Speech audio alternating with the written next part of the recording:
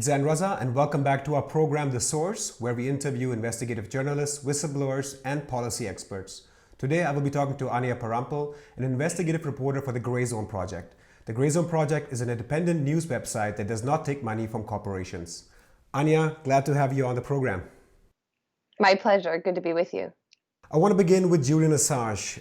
Prosecutors in Sweden have dropped the case, the rape case against him, citing that the evidence has substantially weakened since the originally alleged rape against him. Now the focus is going solely on his extradition to the US, the case is scheduled to begin in February. What is your assessment of this case, and what implications does it have on democracy? It has horrible implications for democracy. I'm in complete agreement with WikiLeaks co-founder Kristen Hafrenson, who said that Assange's case, as it stands right now, needs to be resolved as quickly as possible. And if it indeed goes through to the extradition level and he is sent to the United States, it will mean the death of any semblance of press freedom in the United States and the UK. I think Assange is the most prolific and important journalist of our time. I'm completely horrified by the silence in the US press corps. His colleagues here in the States have instead, and the vast majority of them have helped support this narrative that he somehow is a Russian plant who helped change the outcome of the 2016 election rather than reflect on some of the mistakes made by Democratic candidate Hillary Clinton in the 2016 race against Trump. And in doing that, members of the press here in the States have supported the most blatant attack on press freedom that I have seen in my life. And I would say even decades before. I can't think of anything so horrific. Think about the fact that 60 doctors recently sent a letter to British Home Secretary declaring Assange to be at risk of death over the conditions the UK government, in which the UK government is keeping him. The most stunning aspect for me is the silence. That all of this can be happening right before our eyes. The UN Rapporteur on Torture can issue a report, as he did in November, saying Assange could die due to the arbitrariness of his conditions, and also the awful treatment he's been getting in prison. His parents are saying that he could die at any moment. So I just really don't understand how this isn't the number one issue for all journalists, even in the corporate press. I think after the election of Donald Trump, there was this panic in the U.S.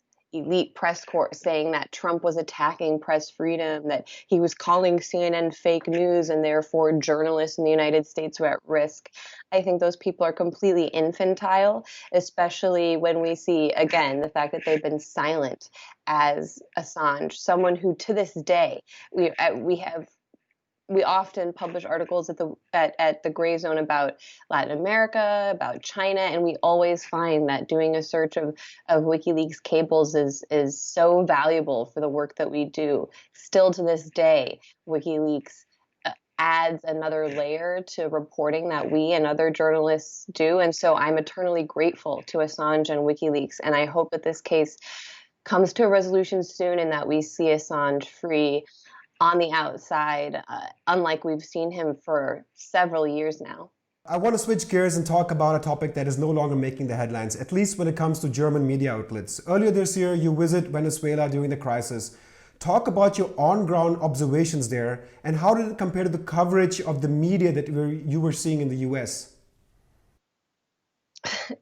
I was in Venezuela twice this year. I've spent 2 months out of the year in Venezuela reporting from the ground since the Trump administration implemented this coup attempt, recognizing Juan Guaido, a previously unknown lawmaker, as president of the country, and then pressuring its allies, such as Germany and other European states, to do the same. I went to Venezuela in February, and I was also there in July. And what I found is that while the US media, and I would imagine German media as well, has woven a narrative of dictatorship, an authoritarianism versus a democratic movement in support of Juan Guaido, a dictator who, for some reason, just can't manage his economy. He doesn't care about his people to the point that they're starving in the street and eating dogs.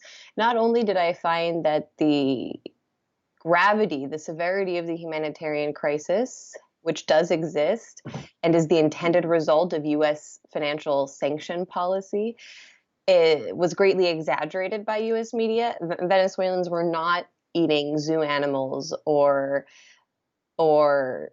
even begging in the streets to the level that I've seen in some US cities.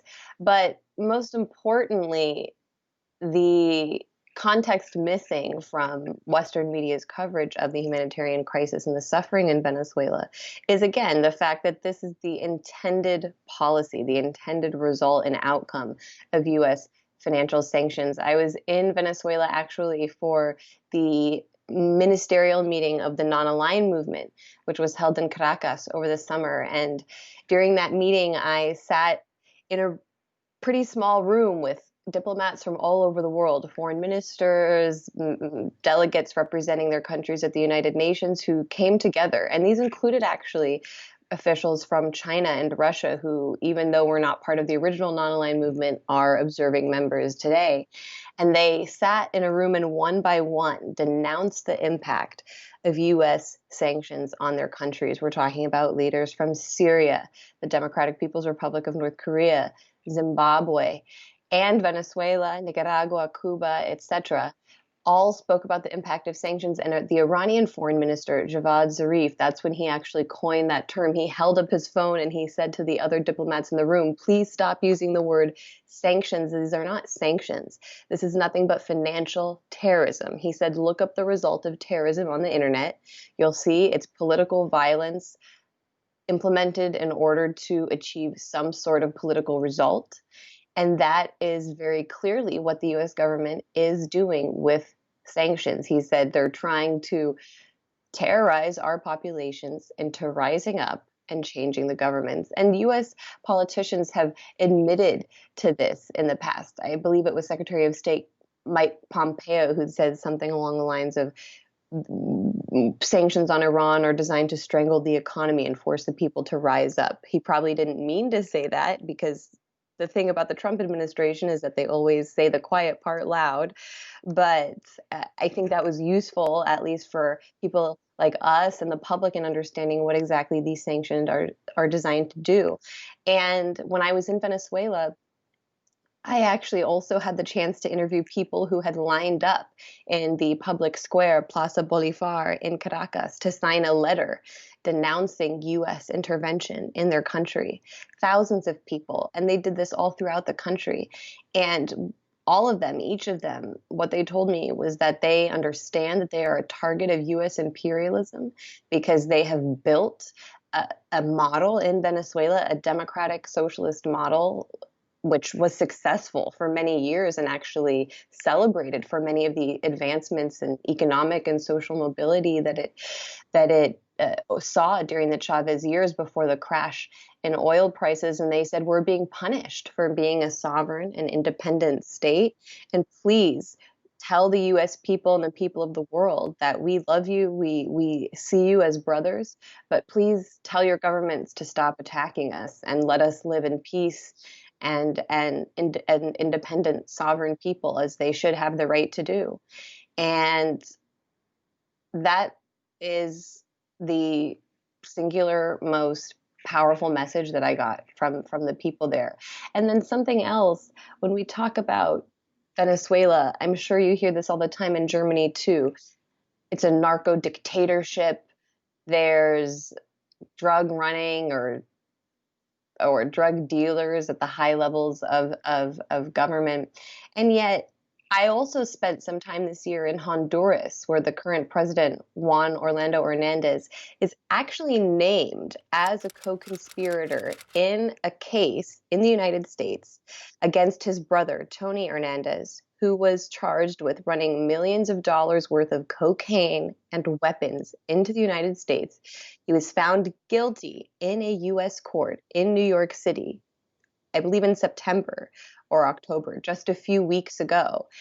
And again, the president of Honduras is named as a co-conspirator in this multi-million-dollar drug case, and we never hear his name in US media. We never hear about a narco dictatorship in Honduras. We never hear about the fact that former Mexican president and ally of the United States, Enrique Peña Nieto, was also found to be receiving money from drug dealers through the El Chapo case trial in the United States. So for some reason, there's all this naked evidence of U.S. allies, or for example, Álvaro Uribe, the former president of Colombia, he was actually once named in Defense Intelligence Agency documents as one of the top drug dealers in all of Colombia, and yet none of these individuals. He was actually given a nice, comfortable job at Georgetown after leaving office in Colombia. These people are welcomed; they're friends of the United States, even though they're explicitly implicated in dealing drugs. I've never heard any evidence presented on that level regarding the Venezuelan government, and yet we hear all the time, narco dictatorship, narco dictatorship. I didn't find any evidence of drug dealing or a dictatorship in Venezuela. So anyone who does have the opportunity to travel to the country and see it for themselves, I encourage them to do so. But definitely make an effort to look beyond just corporate media or even some state media headlines with regard to the situation there. I want to pick up on that and dig a bit deeper. As it's the same case in German mainstream media outlets that do not talk about US involvement in terms of staging or coordinating a coup or trying to overthrow a government. It's usually presented something as an internal conflict in which international actors then take sides, and they're usually presented as neutral actors, but there's no concrete details of how the US government is trying to overthrow a certain government. You provide a different perspective, as you just did. So let's dig deeper into this. Talk about US involvement in Venezuela since the Bush administration and up till this point. Well, the United States has consistently attempted to overthrow the Bolivarian Revolution, which began in 1998 when Hugo Chavez, a former military officer, was democratically elected to lead the country. He assumed office in 1999. And though he didn't initially define himself as a socialist, he did naturally start on this path of socializing the country's economy, particularly the oil industry. This was a main focus of his presidency for the first several years. And when he really took a fine-tooth comb and began weeding out some of the corrupt elements of the industry in the early 2000s, that's when we saw the United States really violently attempt to remove him from office. And that first came in the form of a coup attempt in 2002, where the military actually kidnapped Chavez, put him on a plane, flew him out of the country, and the push leaders actually recognized the head of the Chamber of Commerce, a man named Pedro Carmona, as the president of the country. So that's just a very naked way of putting business, private enterprise, in charge of the country. He signed this incredibly draconian measure known as the Carmona Decree, which essentially froze all democratic processes in the country, suspended the National Assembly, did these things that a dictator would do, right? But we never heard that word. Instead, he was celebrated in Western media and presses, Venezuela's new face. But remarkably, millions or hundreds of thousands of people, at least across the country, and tens of thousands of people in Caracas swarmed the streets and demanded Chavez's return. There were protests. People were actually shot by security forces for demonstrating and trying to win their democracy back. But they were successful. And Chavez came back. He was the elite of the country were forced to bring him because the country would have fallen into complete chaos if they hadn't obeyed the people's will. And from that point on, the government was able to implement more policies. Eventually, Chavez even tried to define Venezuela. He actually ran a national campaign, a referendum to define Venezuela as a 21st century socialist country. And during that period in 2007, the United States was shifting from a focus on the Middle East and looking back at Latin America. And that's when we saw some of the first student protests in 2007 against this measure to define Venezuela as 21st century socialism. This is when Juan Guaido first enters the political arena in Venezuela. He's part of this group of U.S. trained students, and there's actually a great report at The Nation which talked about how some of the U.S.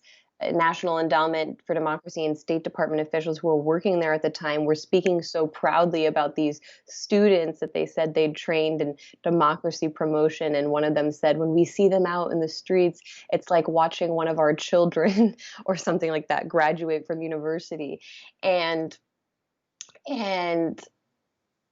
that was one of the only times the opposition succeeded in defeating Chavismo at the ballot box, when they were successful in blocking that referendum to define the country as socialist.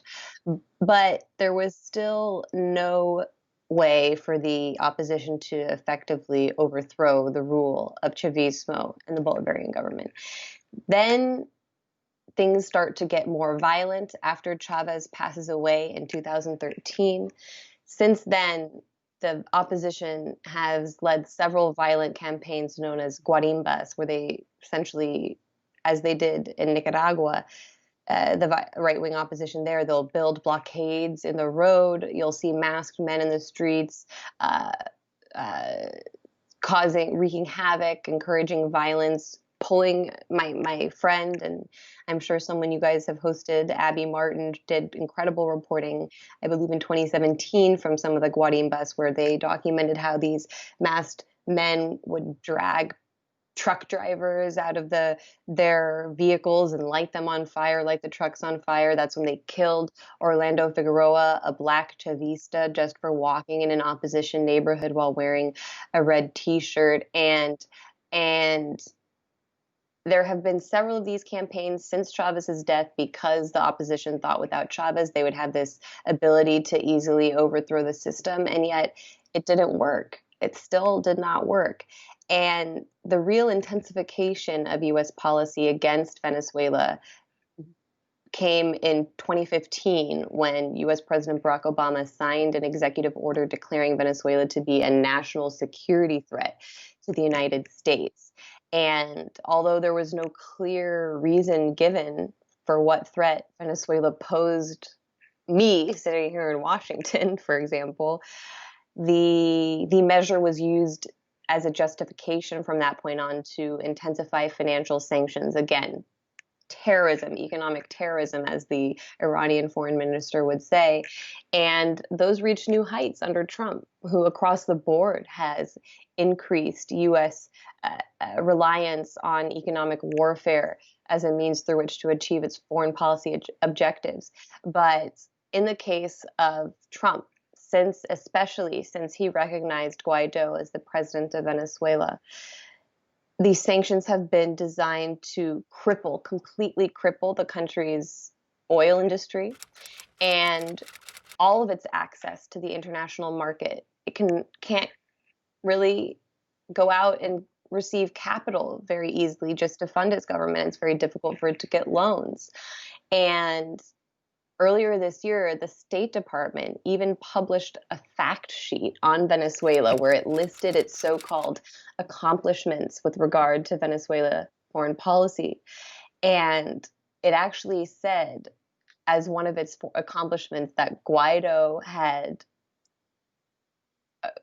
established himself as interim president of the country, that oil output had been reduced, that there were oil tankers just abandoned off the coast in Venezuela. And it had this just long list, which Venezuelan UN ambassador Samuel Moncada described to me as a confessions list. He said they're essentially listing everything that they've done, which, again, there probably shouldn't be admitting publicly as the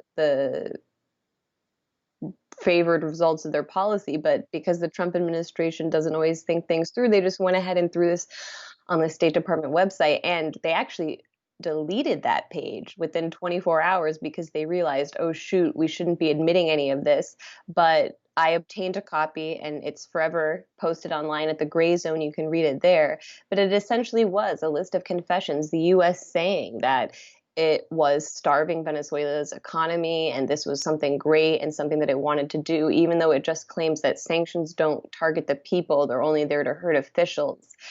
I interviewed Mark Weisbrot, who's the co-director of the Center for Economic and Policy Research. He's the co-author of that report, which found that between the years 2016 and 2018, there were 40,000 excess deaths in Venezuela as a result of U.S. sanctions because it had cut them off from the international food market and they were not able to import medicine at a normal rate. And he told me this list, which the State Department put on its own site, is them admitting that they're killing Venezuelans, and that these policies, if they remain in place, will only continue to kill Venezuelans. It's really something shocking. Again, something that the media should be outraged about, especially all these people who claim to be caring so much about a humanitarian crisis in Venezuela. Well, the solution is very simple: end the sanctions. Let's run some counter arguments. I'm going to go point by point. I'll state each point specifically, and just briefly you can counter them. So these are the so-called standard arguments that are brought on the table. Let's start with the first one. Venezuela's Juan Guaido, the so-called opposition leader, is recognized by most international countries and even the Organization for American States, known as OAS. Whenever the United States says that the majority of the world recognizes Juan Guaido, it reveals very much about how the United States views the world. The best way that I always like to represent it is, I remember, I think it was The Economist that had this map of the world, and it said, look at how the majority of the world's countries recognize Juan Guaido. But then Africa and Asia, vast swaths of the world, were completely blank and just removed. We just ignored them, totally forgot they exist. I guess the United States doesn't consider those countries to be the world. The number that someone like Elliot Abrams, Trump's special representative on Venezuela, gives is constantly changing, but it's somewhere between 50 and 60 countries, I believe, that the U.S. claims recognizes Juan Guaido.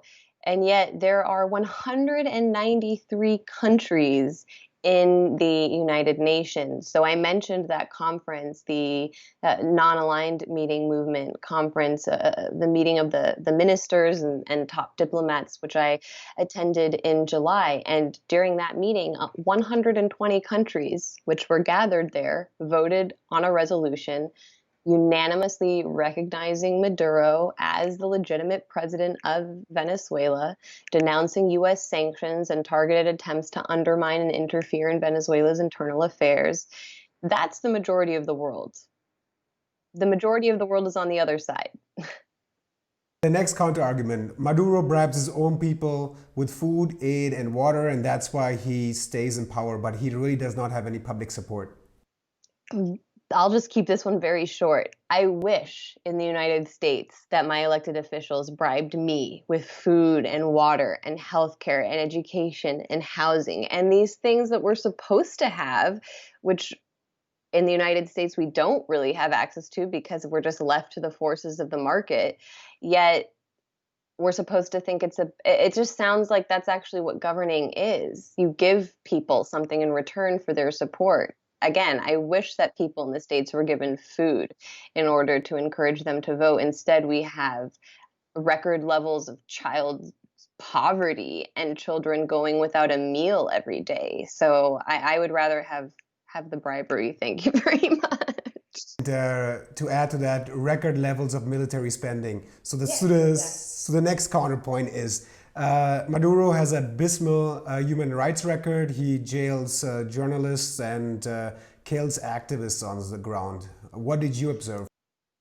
I did not find, in my experience, any evidence that there was some sort of secret police force or jailing of journalists and political dissidents in Venezuela. But I want to focus specifically on that report issued by Michelle Bachelet, the UN High Commissioner for Human Rights. She released a report in June, which was widely anticipated. People were looking forward to seeing what she'd found because she'd actually gone and visited Venezuela herself. And I have to say the report was completely abysmal. It's been since used to, for example, justify U.S. sanctions on the CLAP program, which is a food distribution program in Venezuela through which the government delivers food to 6 million households now twice a month. And she actually put in her human rights report that the CLAP program is used as a way to spy on the population and that it's not given to opposition families. This was a blatant lie because I've seen, and so have many other people, I'm not the only one who would say this, the distribution of the CLAP program. People in the opposition actually participate in the distribution. They receive CLAP. But again, her own work was then used by the US government to justify sanctions targeting a food program. More than that, her report relied on 80%. 80% of her sources cited in that report were actually based outside of Venezuela, despite the fact that she went there and interviewed people herself, including the mother of Orlando Figueroa, that Black Chavista I mentioned, who was lynched and lit on fire by an angry right-wing anti-government mob. And she completely ignored right-wing violence, didn't mention Orlando's name once in her entire report, even though she looked into the eyes of his grieving mother who was crying in front of her. So I think when we talk about human rights, that is just the perfect example of how human rights is actually something that's weaponized by the United States to target its enemies. And meanwhile, human rights abuses in Honduras, Colombia, Ecuador are completely ignored. If the United States cared about human rights, and this is just a basic point that we hear time and time, we can make time and time again, it almost seems like a cliche. Why are we strong allies with the Wahhabi kingdom of Saudi Arabia or the apartheid state of Israel? US policy is not about human rights, and any abuses or problems within Venezuela should be left to the Venezuelan people to resolve and to work on themselves. That is what independent sovereign nations are supposed to be allowed to do. So my last counter argument before we switch the topic, Maduro is responsible for poor economic planning, for example, not diversifying from oil, which led to the current discontent and thereby the whole uprising. It's true that Venezuela's economy relies heavily on oil, and that the social state relied heavily on high oil prices in order to function. But the reality is that is not something which began with the Maduro or even Chavez administrations. Venezuela was a petrostate for decades, stretching back to the 1950s. Their entire economy has been structured around the oil economy.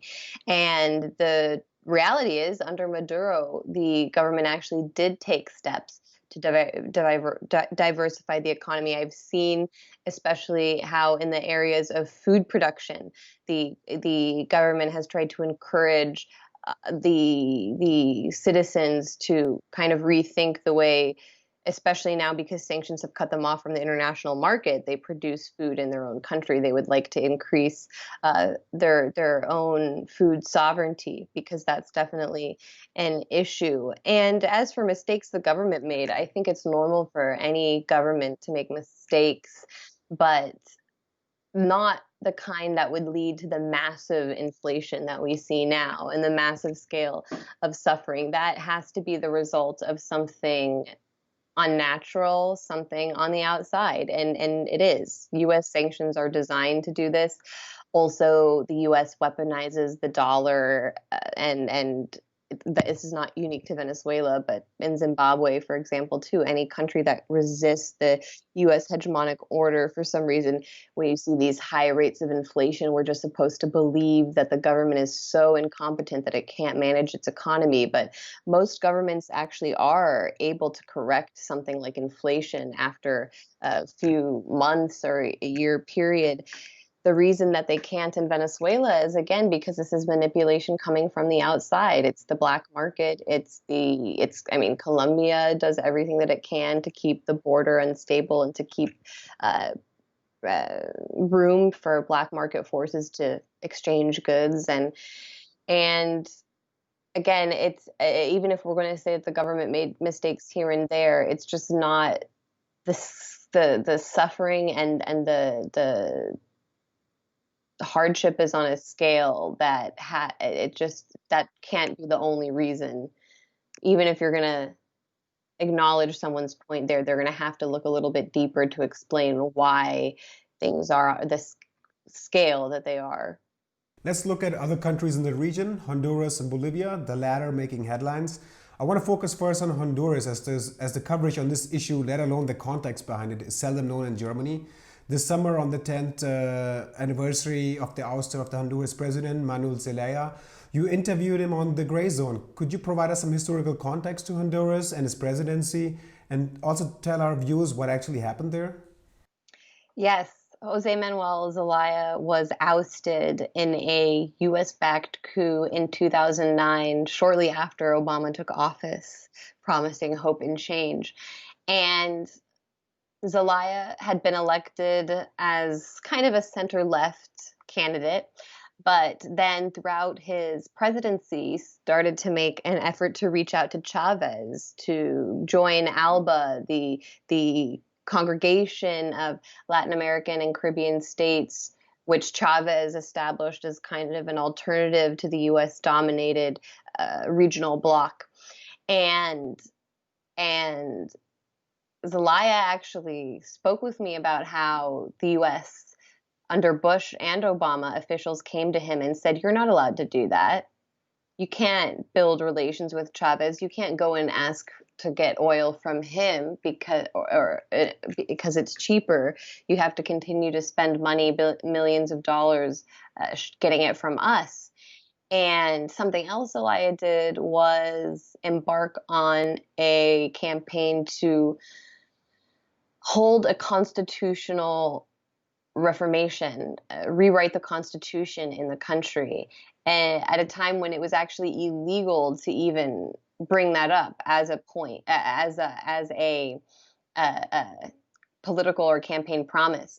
So all he did was put on the ballot a referendum saying, should we consider our ability to have a constitutional assembly to rewrite our constitution? And that day, the day of that vote, was when the U.S.-backed military raided his home, kidnapped him at gunpoint, and put him on a plane to Costa Rica. He was left on a runway in Costa Rica in his pajamas and walked off the runway and ran into some people who said, "Are you lost?" And he said, "I'm the president of Honduras, and they just dropped me here." And then he gives a press conference there in Costa Rica. But it was just an old-fashioned military coup.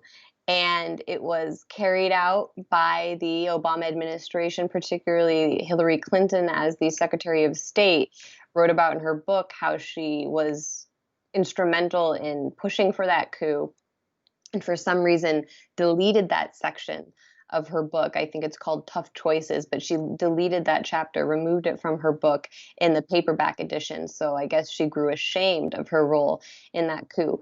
Interestingly, the day following, or the day of the coup, Obama went out to the press and said, "What has happened in Honduras is a coup. Jose Manuel Zelaya remains the legitimate president of the country. We denounce this precedent." And he never said those words again. From that point on, Zelaya was out. Obama must have gotten the memo that he was responsible for it and that there was no turning back. I don't know, some people joke that maybe he was shown the JFK assassination video. I've heard that joke made before. I'll just put it out there. But Obama changed his tune on the coup pretty quickly. And since then, Honduras has been completely destroyed. I mean, you want to talk about a narco dictatorship and a humanitarian crisis. What I saw in Honduras was far more disturbing and dire than anything I witnessed in Venezuela. Uh, there's just complete destitution in the streets. Poverty has doubled. Extreme poverty has doubled since the coup. Human rights organizations have defined Honduras as one of the most dangerous countries in the world for environmental activists and human rights defenders.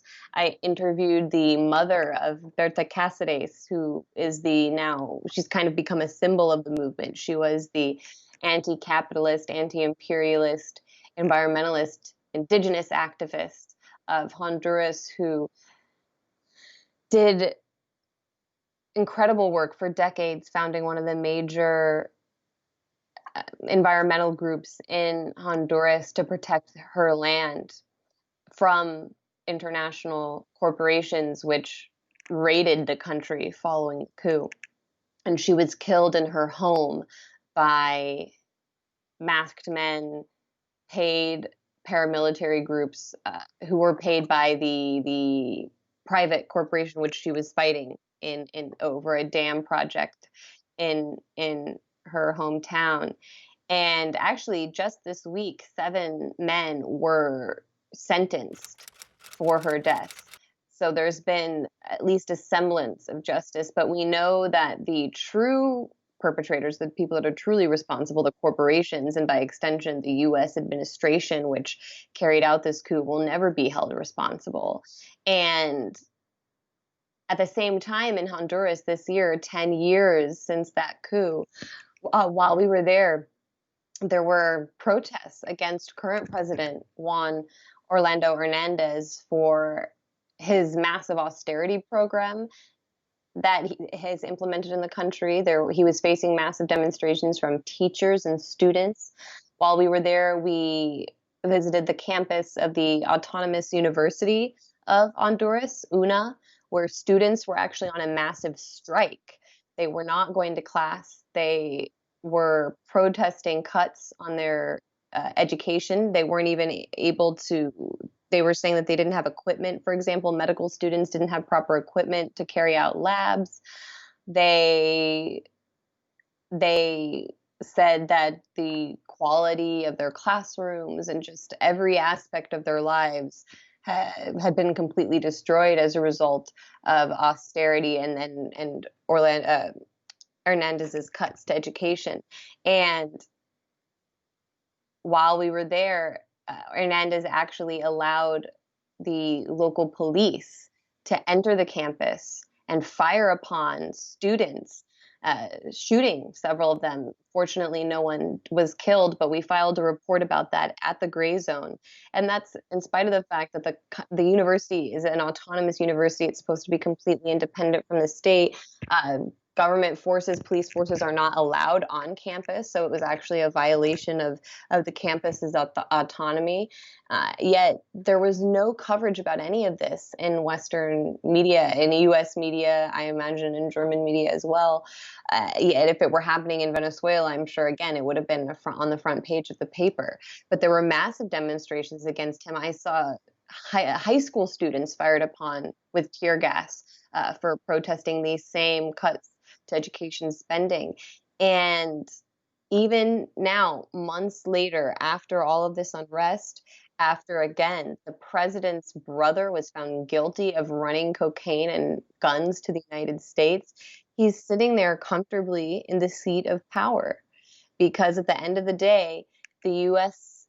controls the country. The largest military base in the region, the U.S. military base in the region, is in Honduras, just outside of Tegucigalpa.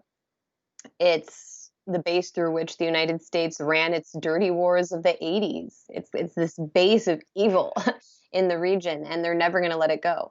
And through that, and through its cooperation with the Honduran military in the war on drugs, it completely controls the Honduran armed forces.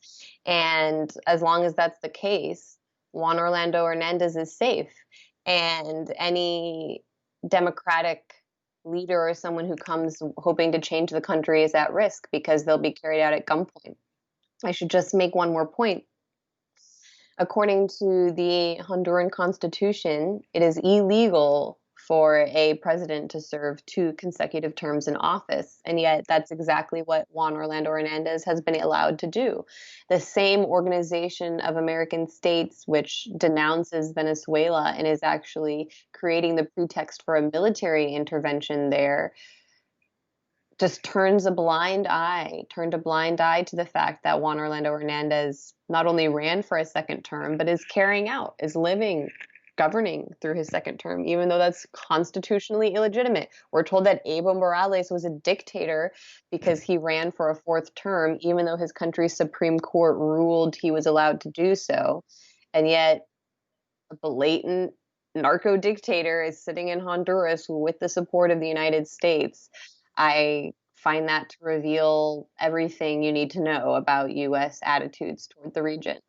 Moving to our last topic for today, Bolivia. There's a narrative floating in the coverage here which claims that Evo Morales' ousting was his own making due to his initiative to rewrite the constitution, ongoing corruption, mass discontent.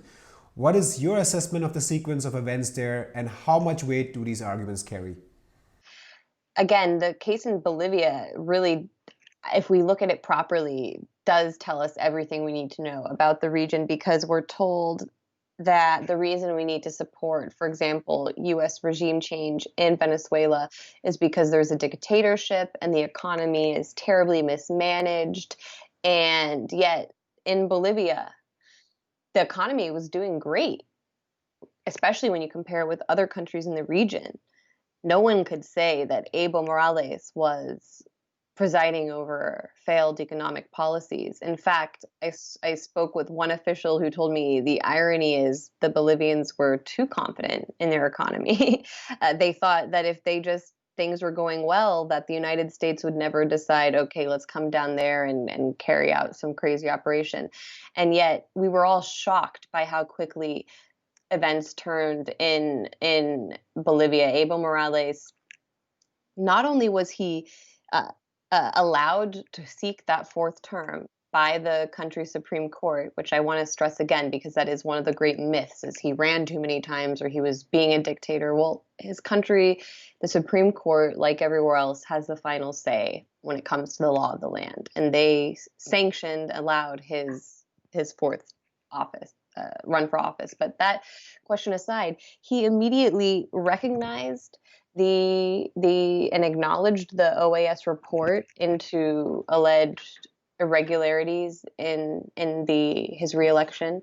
Although, again, there's a great report at the Center for Economic and Policy Research, which actually looked at that OAS report and broke down how it was a manipulation of numbers and graphs and everything to make it seem as though there were irregularities. There was actually no proof of abuses or fraud in the election. But still, Evo said, fine, we'll have another election.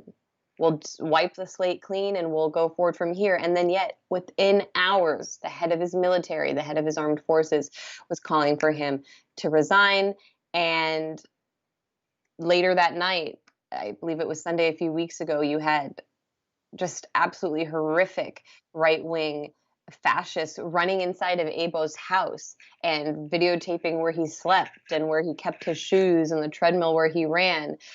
And Evo was on a plane to Mexico. I mean, that's how quickly things turned. And what have we seen since then? Have we seen a restoration of democracy and peace? No, we've seen a woman similarly to Juan Guaido, who many people in the country didn't even know existed before this date, Janine Áñez, declare herself president of the country while she marches down the street with military leaders and heavily armed guards. It's very clear who's keeping her in power. And most disturbingly, we've seen a coordinated campaign of violence and terror perpetrated against Movimiento al Socialismo, MAS, the party and movement represented by Evo Morales at the top, but which all throughout the country consisted of local officials, mayors, and movement leaders, union leaders, who have been killed, kidnapped, brutalized in the street. My colleague and friend Wyatt Reed has been down in Bolivia reporting for the Grayzone, and he's documented some of the horrific cases of abuse against Mas leaders. One local leader he released a video of, you can find on his Twitter, was a woman who was kidnapped, and they cut her hair, they shaved her hair nearly bald, and threw her out in the street. This was the campaign of terror that the military and armed forces unleashed en masse. And that is why, if we look back to Abo's words the day he resigned and decided to leave the country, he said, I am doing this to protect the people of Mas because they are being kidnapped, their houses are being lit on fire. What is that? What is that? When a president is forced to resign because of violence being carried out against his party, that's nothing but a coup. And we've seen horrific images of funeral processions being tear gassed and fired upon by police, coffins left thrown about in the street because of the armed forces terrorizing indigenous people for even just trying to honor and remember their dead. I think we don't even know the true scale of the violent and death campaign in Bolivia. They actually are trying to cleanse a movement, a political movement of working people. It's what happened in Honduras. I saw the effects of that 9 years later after a coup, how the state had systematically gone in and said, all right, we want to kill these activists. These people have been making problems for us. These people have been standing up to private corporations and industry and capital. Let's get this list, this checklist, and one by one start weeding them off. In Bolivia, the far right has been waiting to do that for 13 years. And there should be international outcry. Michelle Bachelet at the UN High Commission on Human Rights should be issuing reports on Bolivia. Or what about Chile, her own home country, for example, where demonstrators have been targeted with bullets in their eyes. Doctors, optometrists in Chile have actually issued a report saying that the security forces there were systematically targeting demonstrators, shooting them in their eyes. Yet Michelle Bachelet is not issuing a report on Chile, even though that's where she's from, and she was tortured by the Chilean dictatorship, and yet she doesn't bat an eye or shed a tear for the people of Chile. She doesn't bat an eye or shed a tear for the people of Bolivia, and neither does international media. What does that tell us about them? The human rights organizations, the journalists, it tells us that they don't actually care about people. They pretend to care about the people of Venezuela because they exist to perpetrate and to further a narrative to help private capital, private industry come into these countries and pillage their land, kill people. And when it's happening before our eyes in other countries, they're completely silent. And so that's the silence that I'm trying to break at the Grayzone. I know it's what you guys are trying to do through your work in Germany. So I'm very grateful for that. And just think that we all have to stick together and stay in touch and make sure that we get this information out as much as possible. To pick up on that, activism was one of the principles of solutions and painting also a positive vision of the future, which we think is missing on the left. What would your assessment be, like, if we think about this interview that we just had, Assange and Bolivia and Venezuela? It's pretty a dire image. It's horrific for many people who feel helpless. What would you say what people and individuals could do, let's say in Germany and the US tomorrow after watching this interview, to help make the world a better place and help these countries and the people over there?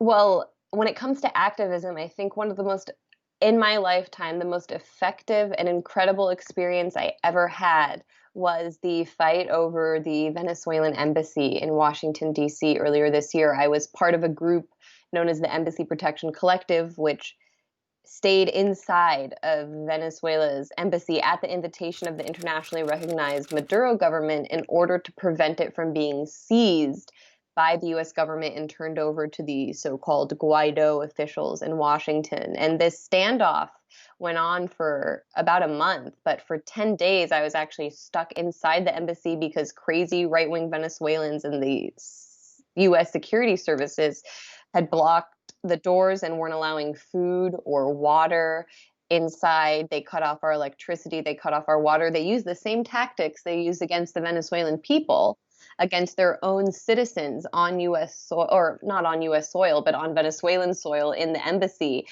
for attempting to protect the grounds. I don't know how closely you guys followed it in Germany, but it was an event through which we were told that even Elliot Abrams was really upset by what we were doing. And so that felt really good.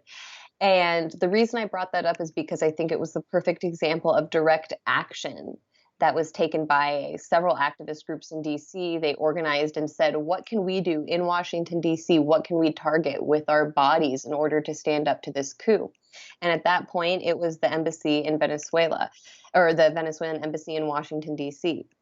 But now, for example, with the Bolivia coup, we were having rallies at the Organization of American States, the OAS, because this is a group which has not only enabled the coup in Bolivia, but was also instrumental in the war on Venezuela and delegitimizing its government and its electoral processes. And now, again, is even considering a treaty, which is going to act as the pretext for a military intervention in Venezuela. In New York, I know an incredible group of activists there who every Thursday hold a rally outside of the New York Times for Julian Assange, and they pass out information there. And they've said that the New York Times is the perfect target for their passion and their issue, their number one issue, which is Assange. So wherever you are, I think you can find different targets like these. In Germany, maybe you could help come up with some ideas of what those are. But I mean, I would imagine even there's an embassy fight to be had there, or find ways to challenge these officials. They come to university campuses. They go to think tanks. They're more accessible than you think.